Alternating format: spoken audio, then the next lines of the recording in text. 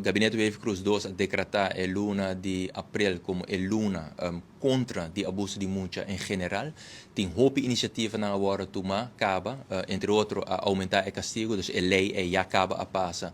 voor de minha cabeça, que está na 2020 of 2021, dus a lei já acaba a passa. Banda die zei tem hoop iniciatieven na riba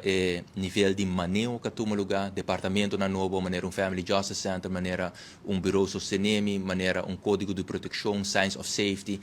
toolkit na virtual, caminho da fel de justiça, fel de salubridade pública, fel de enseñança e fel social, tá tra mais de cerca e segundo processo na e tudo isso aqui obviamente tá garantizado caso não mais sólido, bota prevenir caso não. Pero hoop importante or caso wordt apresentado diante de juez e castigo que é por duna lota mais alto para apresentar caso sólido. Nós temos para promover essa hora que médico forensico que atende que parte aqui nós temos agora aqui também na Holanda em opleiding research psicólogo nós laga essa aqui completamente atrás se turco está bom mei com juni a pessoa aqui que acaba seu estudo isso aqui turta iniciativa não que nós toma para nos por garantizar para atender que aspecto de abuso de mucha mais holístico e mais melhor. Outra parte, muito importante, está também, nós laga jeugd- en zedenpolitie atrás para o ministro atual, completamente certificado, protocolo in place, com psicólogo que também worden opgeleid, den kinderverhoor, que nanta assistir também, den caso aqui, jeugd- en zedenpolitie.